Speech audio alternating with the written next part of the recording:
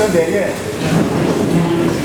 Monsieur le préfet de Blita, monsieur le représentant du maire de Blita 1, monsieur le président du conseil interprofessionnel de la filière soja au Togo, monsieur les représentants des communes Blita 2 et 3, monsieur le président du conseil du comité de contrôle du CIFS, messieurs les représentants de la force de l'ordre, chers agrégateurs, chers transformateurs, chers membres des médias, vaillants producteurs et productrices, soyez tous les bienvenus. Nous sommes en tournée nationale pour sensibiliser, remobiliser les acteurs de la filière soja, les écouter, échanger, avoir des plaidoyers avec eux. Nous sommes à notre 4e journée. Excellence, monsieur le préfet. Nous avons commencé le mardi. Hier, nous étions à Tchamba et nous voici ce matin avec vous. Nous annonçons que cette soirée, nous serons à l'Est Mono et nous allons terminer demain à Notier. Donc, notre tournée vise à remobiliser, comme je le disais tantôt, les acteurs de la filière soja. En ce qui concerne la commercialisation qui a été déroulée, il y a eu des hauts et des bas. Et nous sommes dit, pourquoi ne pas s'approcher de la population cible, des premières personnes qui font de cette filière ce qu'elle est. C'est pour ça que le conseil s'est donné pour mission de passer dans ces préfectures qui sont les préfectures à haute production pour sensibiliser, écouter et recevoir leurs plaidoyers afin de le passer à qui de droit.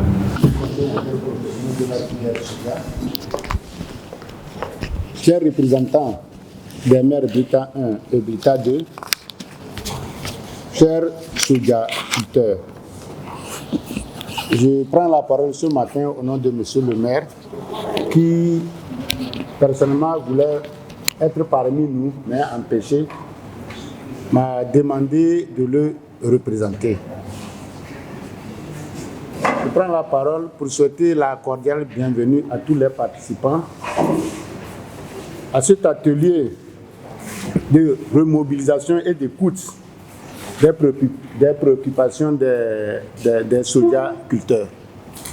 En effet, cette rencontre est la bienvenue. Quand bien même que nous ne sommes pas des soja-culteurs, nous osons croire que cette rencontre est la bienvenue parce que il le faut pour remobiliser et encourager les soja-culteurs.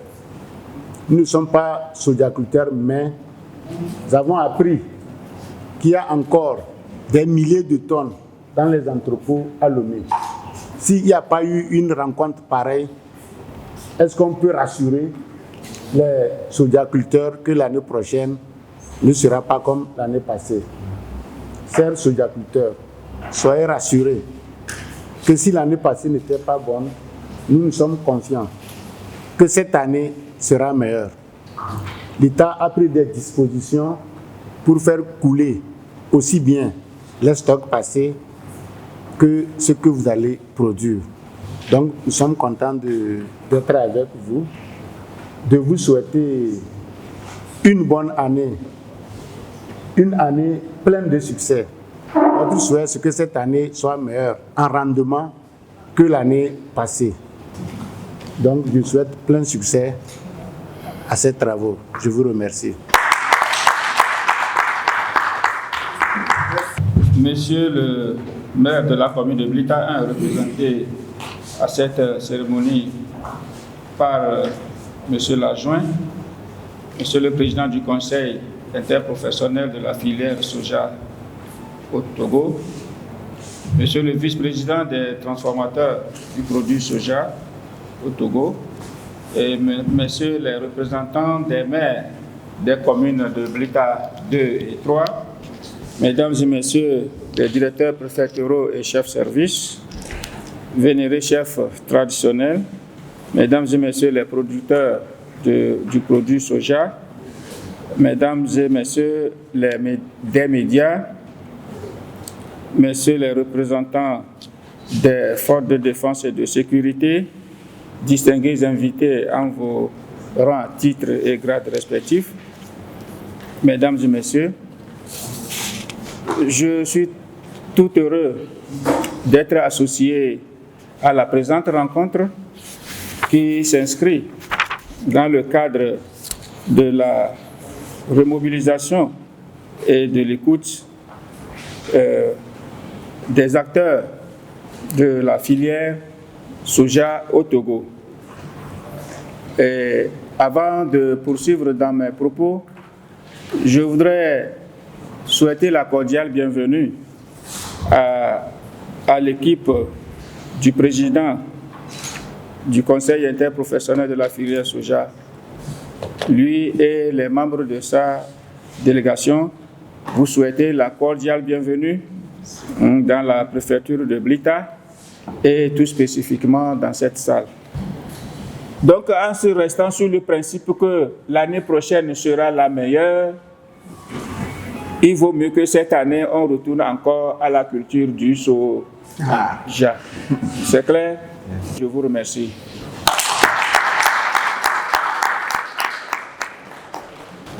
Monsieur le représentant des maires de Blita 2 et 3, Monsieur le directeur de l'agriculture, Monsieur le représentant de CAGE, le chef d'agence, et Monsieur le représentant de la gendarmerie de la préfecture de Blita, Monsieur le représentant du chef canton, chers et braves productrices et producteurs, c'est à mon tour de prendre la parole pour vous souhaiter la cordiale bienvenue ici à Blita, dans la salle de CICB.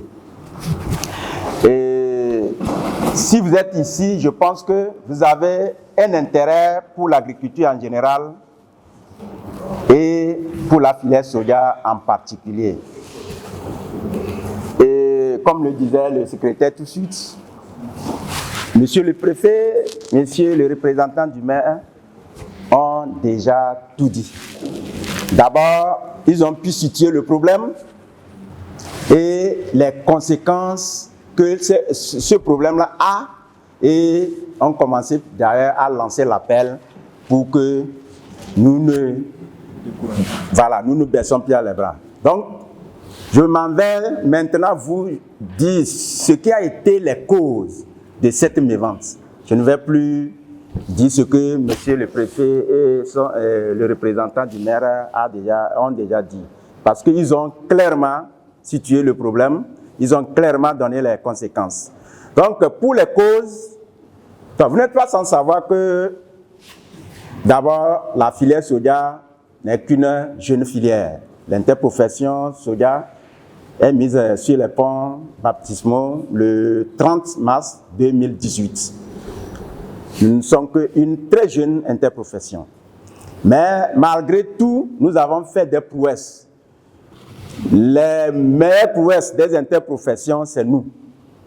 Parce que, à travers l'organisation et le dynamisme de l'interprofession, nous avons été meilleurs exportateurs, c'est notre premier exportateur plusieurs années, du moins 3 années consécutives, du soja biologique dans l'Union européenne.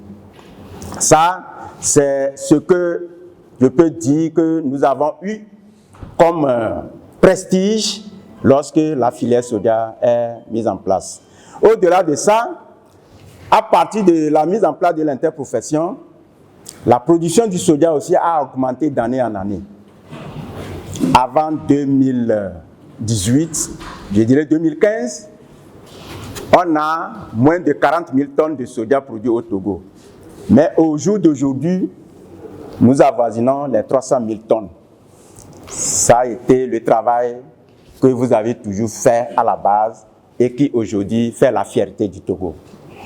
Et je pense que l'année dernière, les gens ont vendu, comme l'a dit Monsieur le préfet, et ils se sont fait je peux dire, ils ont fait de bonnes choses avec, en construisant, en achetant des matériels, et d'autres même, ça les a permis je peux dire de régler des problèmes antécédents.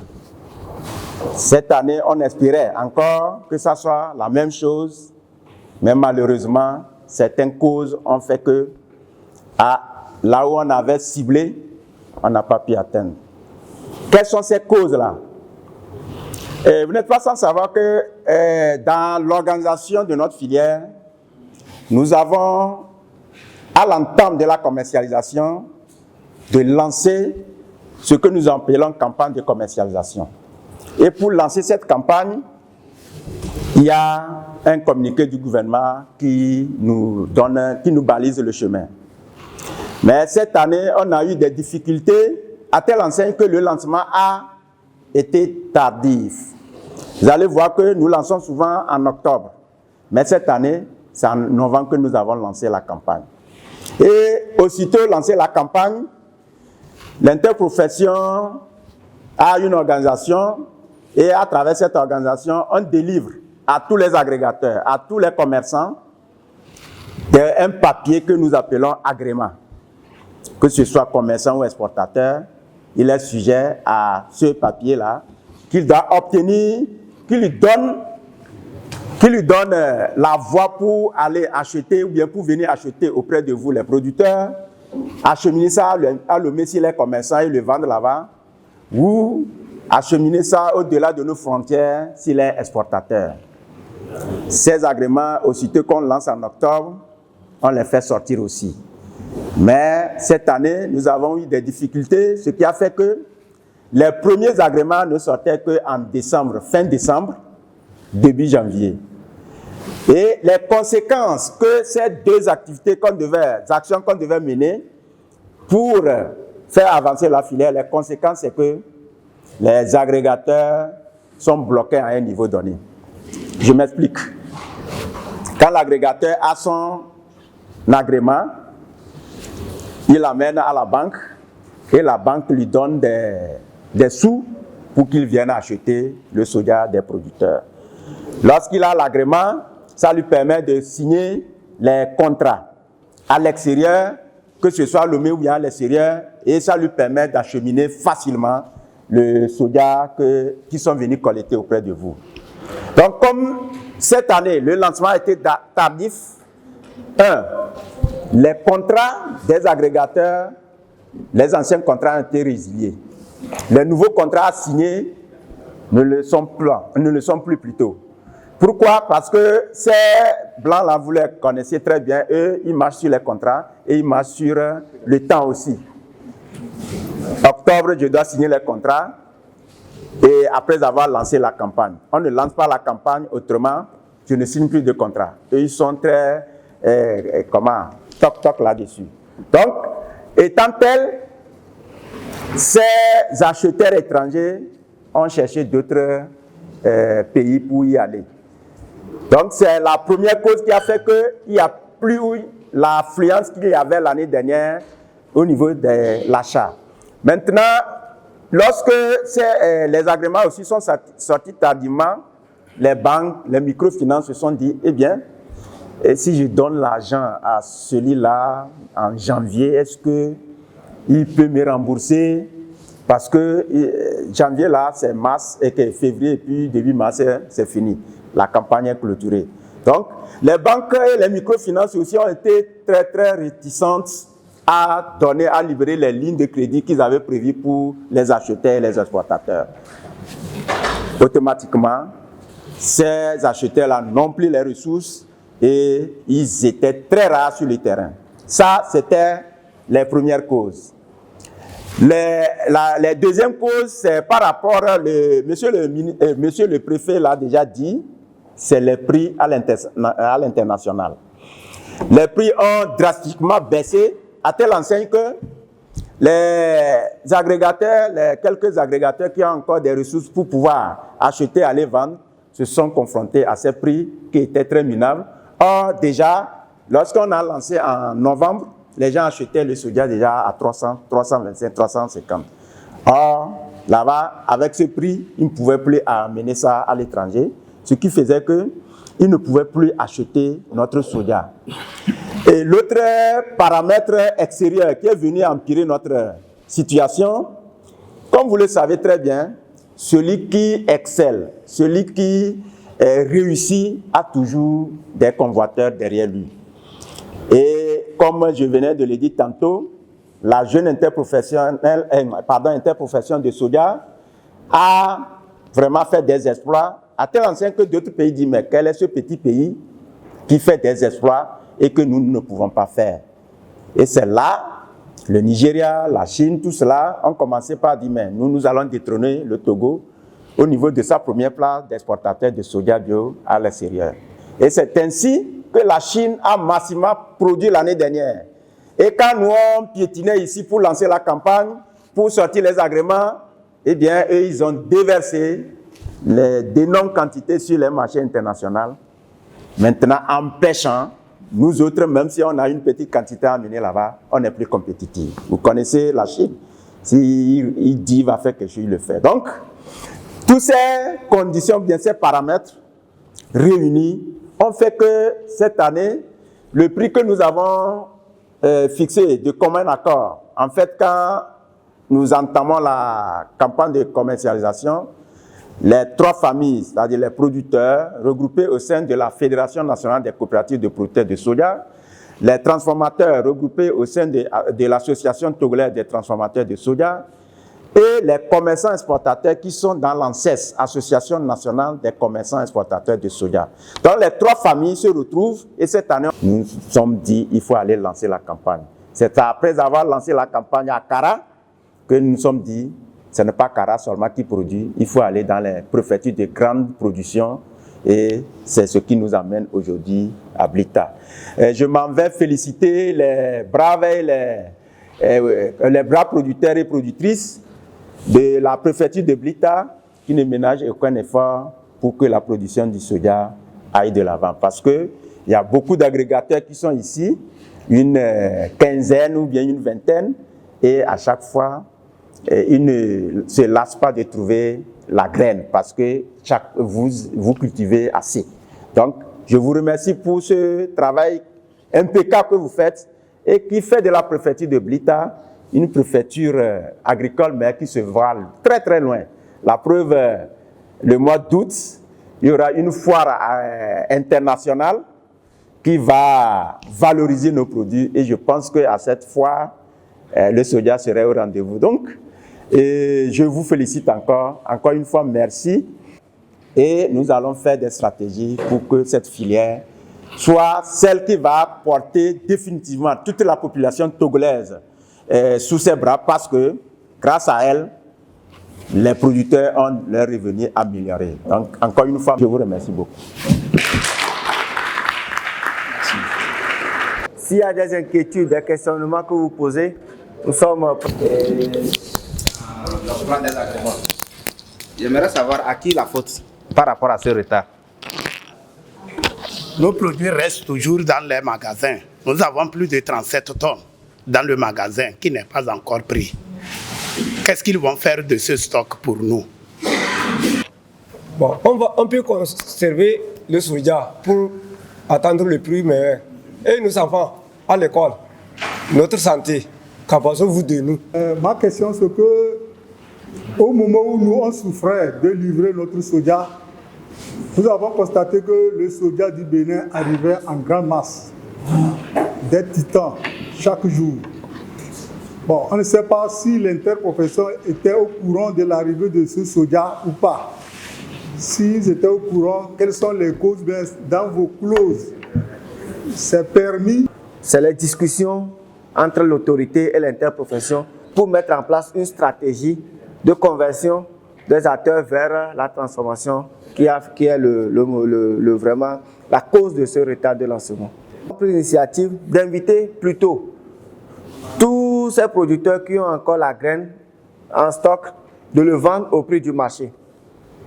Nous ne pouvons mais en aucun cas prouver que les graines qui sont rentrées viennent du Bénin. Parce que tout ce que nous avons comme information, soit c'est Pagouda, Tchamba, Kamboli, ça y est, les villes frontalières du Bénin ou du Ghana, c'est comme ça. Donc c'est nous, même les agrégateurs, qui allons au Bénin, acheter la graine, arriver à la frontière, on demande à ce qu'on nous fasse délivrer le bordereau, mais produit de provenance Tchamba, provenance Pagouda, provenance, je ne sais pas, Voilà. Donc, si aujourd'hui on demande, ben, quelle est la preuve que vous avez en disant que le produit est venu du Bénin?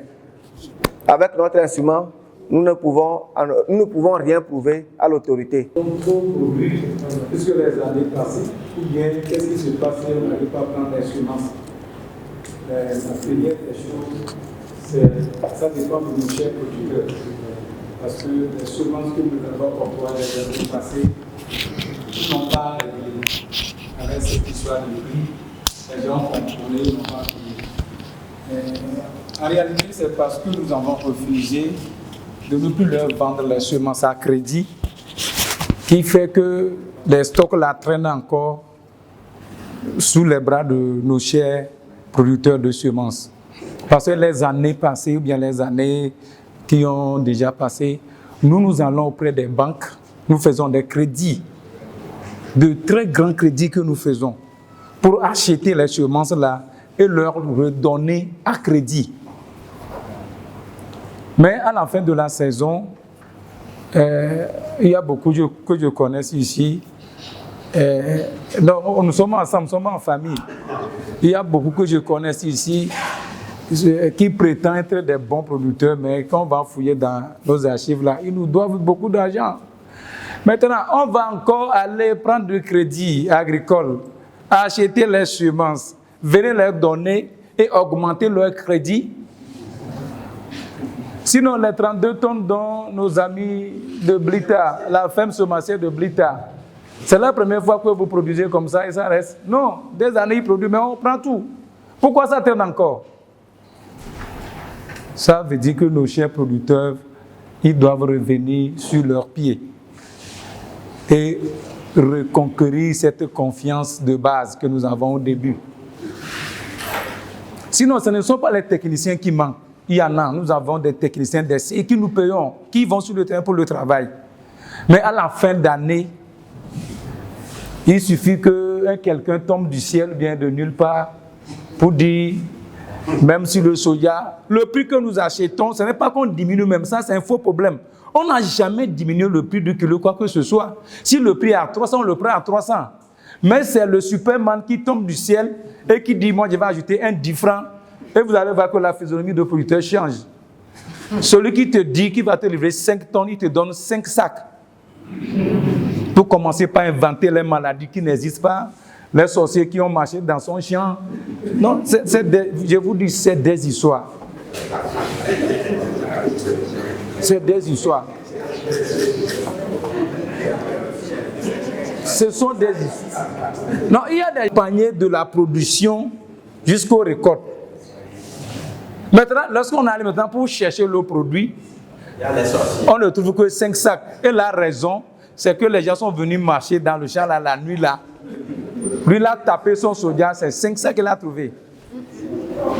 Vous voyez un peu? C'est ça qui fait qu'actuellement nos collègues sont en prison. Si ce n'est pas la grâce de Dieu, nous aussi on devait les accompagner.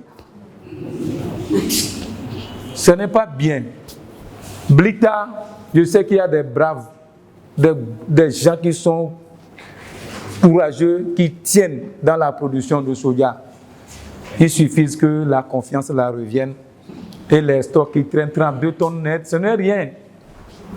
À Blita, les semences que nous utilisons à Blita dépassent 100 tonnes de semences qu'on donne à Blita.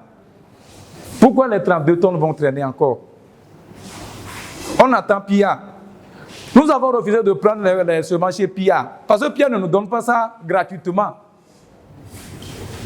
PIA aussi nous vend crédit, mais on paie la moitié et quand on le prend, à la fin de la campagne, quand vous nous livrez le produit ou pas, PIA, lui, il nous retire. Même si c'est le seul changement que tu fais à PIA, lui, il va dévaquer son argent. Et nous allons trouver notre argent où? Rassurez-vous que nous allons continuer les discussions avec les autorités du tutelle de façon que nous puissions trouver une solution adéquate. Nous allons valider avec l'État un plan filière. Le plan filière, c'est ce plan stratégique que l'interprofession qui a été accompagné par un partenaire, la Fondation AV, qui a élaboré ce plan sur 5 ans. Et le plan là, je vous dis que le plan prévoit, c'est une vision que nous avons transcrite dans ce plan là, qui est de continuer par exporter le soja biologique sur le marché extérieur et en développant au même moment la transformation au niveau local pour créer de la valeur et la richesse et essayer de faire venir les devises afin d'équilibrer la balance commerciale. Mais rassurez-vous que les deux premiers axes concernent l'export du bio et la transformation de la graine au niveau local. Donc, si on valide ça très prochainement, les deux voies sont balisées pour tous les acteurs, pour les deux acteurs aussi. Je vous remercie seulement pour le fait que vous vous êtes déplacés pour venir au moins nous écouter et que je me rassure qu'en partant d'ici et que bien en revenant très prochainement dans la préfecture à partir de Kofiti, ou bien Baba, mais en venant là, je vais voir le soja un peu partout.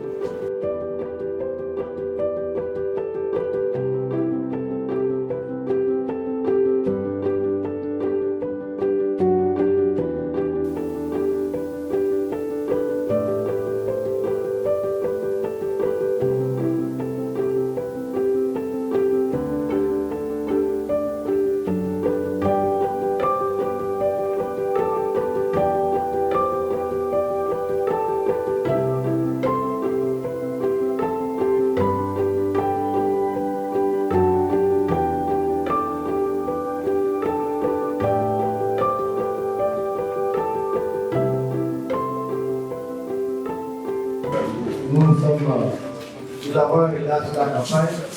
Nous gérons le côté réglementation de la campagne. On ne parlera pas du conseil international de la filière soja. Donc, nous laissons la parole à votre endroit et nous pourrons vraiment vous écouter. Nous prions que vous soyez juste succinct sur ce que vous voulez donner comme développement ou la question que vous voulez poser. Je dis merci au président des producteurs de soja. Dans son discours, mais je n'ai pas noté les causes de ces retards. Retard au niveau du lancement, retard au niveau des agrégateurs et consorts. C'est ça qui a même freiné, bien c'est ça qui a fait qu'on n'a pas bien vendu le soja cette année. Je voudrais, si possible, avoir peut-être des éclaircissements par rapport à ce qui est dû à ces retards. Monsieur le Président, devant cette auguste assemblée, vous êtes encore plus beau cet après-midi. Mais mes inquiétudes, vraiment, je suis ma surprise que nous avons devant nous un président interprofessionnel local. Monsieur le Président, entre-temps, le ministère de l'administration territoriale a fait sortir nos intervenants et les taxes sur le soja, où nous avons fait votre lobby. Grande finalité surprise, l'année qui a suivi. Cela a répondu avec une vivacité aussi que nous ne pouvons pas estimer. Monsieur le Président, où étiez-vous lorsque les maires sont revenus dans certaines communes avec cette affaire de taxes sur soja et que les chauffeurs sont enfermés en prison? Monsieur le Président, encore une fois, l'association est là, c'est pour défendre l'intérêt des membres. Mais lorsqu'il s'agit d'œuvrer ensemble pour le bon développement, nous sommes ensemble comme cela est le cas aujourd'hui. Mais lorsqu'il y a une situation de force majeure, nous les développons comme étant des affaires. Monsieur le Président, nous sommes désolés et que prochainement, dans les jours à venir, nous comptons que nous avons un père et que lorsque nous crions, vous devez répondre favorablement, comme un père doit répondre à ses enfants. Merci beaucoup. D'abord, vous encourager de continuer à faire le soja. Mais, voilà nos doléances. Vous avez parlé, vous avez dit quelque chose qui nous a intéressé, mais vous avez dit quand quelqu'un tombe, il ne faut pas que ce n'est pas ici. Parce que, pourquoi? Qu'est-ce qui a laissé la tomber? Parce qu'il a quelqu'un sur lui. C'est ça qui l'a fait tomber. Pourquoi nous signons le contrat avec ceux qui nous donnent le soda à produire avec un prix. Voilà, maintenant le prix est cité. Nous n'arrivons pas à vendre nos produits pour couvrir nos dettes. C'est ça qui nous décourage aujourd'hui de continuer à faire le soda. Par exemple, tu as pris le soda à 10 000 francs. On a travaillé avec lui, ça fait 30 000. Maintenant, tu fais le soda, tu le vends à 15 000. Est-ce que vous aurez le courage de continuer? Le soldat vraiment a corrigé beaucoup de choses au pays. Mais après tout, les sites de soldats, le pays aussi est allé en pente. Pourquoi? Ça a réduit les chômages du pays. Quand le soldat s'est dit, tous les jeunes étaient revenus pour produire les soldats maïs au Togo. Mais quand le prix du soda s'est dit, les jeunes ils se sont partis. À l'heure actuelle, aujourd'hui, tu ne peux pas retrouver encore les jeunes dans les villages parce que le prix du soda est dit. Merci. Bon, j'ai voulu intervenir par rapport à l'aspect organisationnel parce que c'est une interprofession. Jusqu'ici,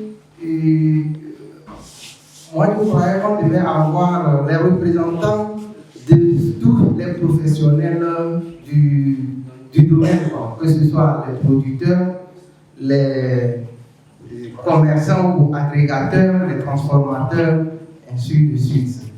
Et je le dis parce que vous avez parlé d'un aspect de la Chine qui a inondé le marché. Et cela fait que notre soja n'est plus compétitif. Et il y a un aspect que le vieux vient de soulever, c'est-à-dire le coût de production. Quand on entre dans cette situation, on constate que nous n'avons pas de main-d'œuvre. Et que lorsque nous n'avons pas de main-d'œuvre, il faut chercher à mécaniser. Aujourd'hui, par rapport à cette situation, quel est l'effort de l'interprofession pour pouvoir soulager les peines de nos producteurs?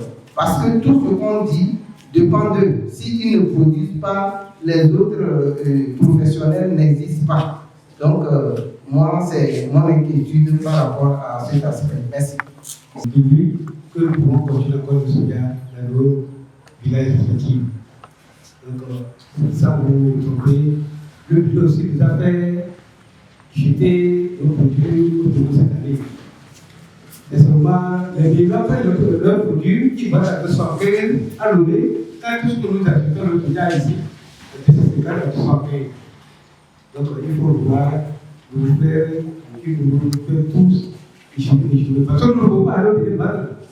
On a fait tout ce que peut faire ça. On ne peut pas aller battre comme les gens sont venus battre sur le gouvernement. Nous vous remercions.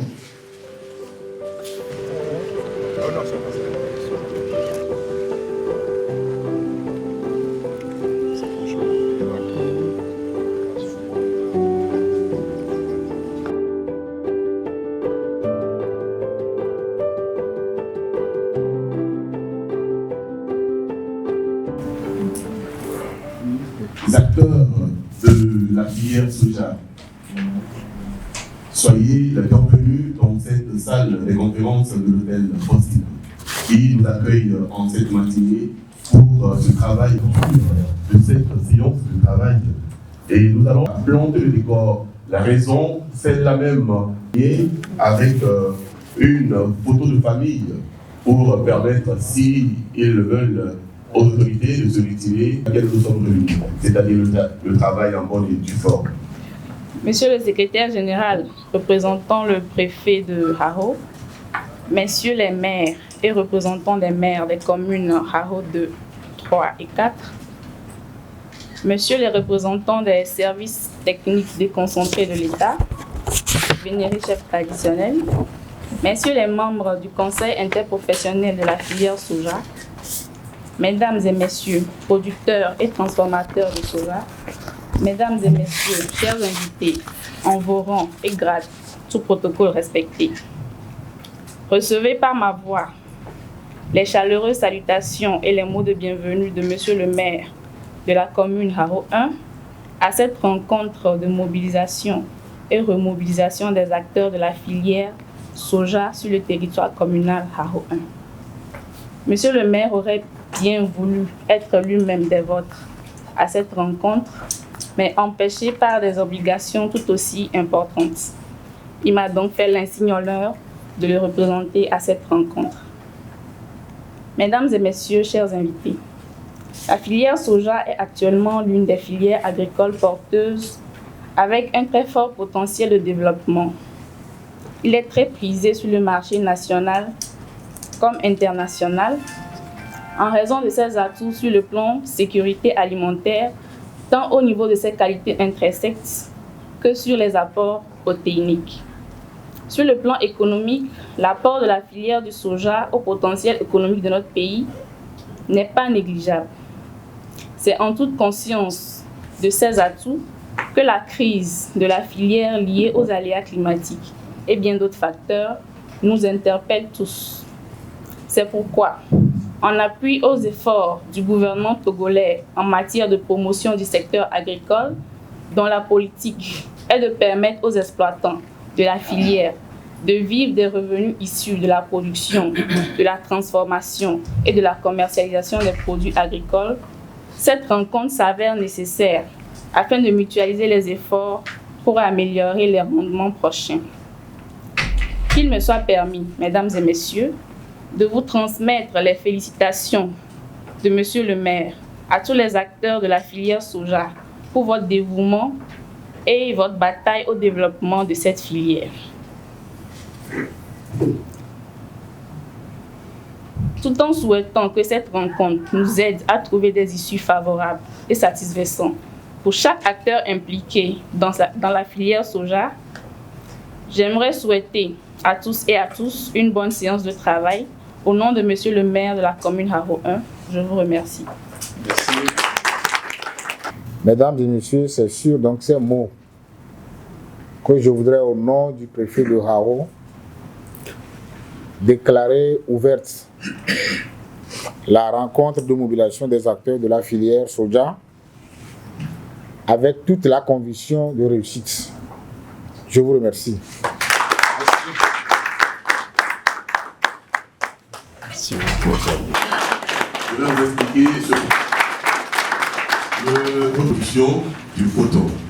Pourquoi pas meilleur pour la production? Travailler sur l'amélioration du rendement. Au lieu d'avoir 1 tonne à l'hectare, travailler pour aller à 2 tonnes à l'hectare pour pouvoir réduire le prix. Une fois que le prix est dans la gamme, nous pouvons compétir. Mais si nous devons produire sur 1 hectare et chercher à vendre ça à 500, ça veut dire que nous ne pouvons pas compétir. Nous sommes obligés de sortir de la les rendements. Une fois que les rendements sont améliorés, nous pouvons acheter à un prix minimum, rester dans le marché. Tout ça, les prix sont très élevés, on achète très cher, on ne peut pas vendre à l'intérieur et notre soja va rester autour. Bon, je ne suis pas tout à fait satisfait de la réponse. Non, oui, après vous allez revenir. Il y a une question là. Il est soja edidi amewo ge ɖe me te edidi wɔne mi kpɔ miama xadziwoa miakpɔ be dige ɖa fia hã alo gouvernement ekpe ɖe ŋuti so Benin o nene na be abe ke soja ɖiɖi tsa womese veve kaka miawo gbɔ ɖi susu ka ye gouvernement le wɔ be abe atrɔ kpe ɖe mia nuka amlegelawo.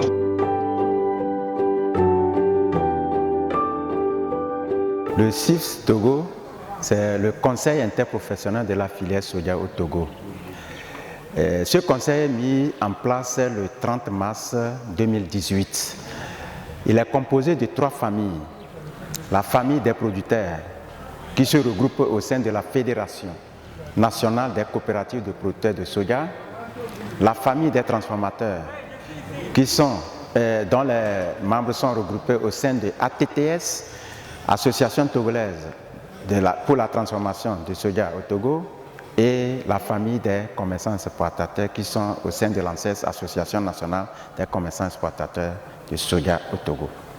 Et il est composé et il est dirigé par un conseil d'administration composé de 12 membres, et ces 12 membres viennent des 3 familles qui sont l'AFN, l'ATTS et puis l'ANSES.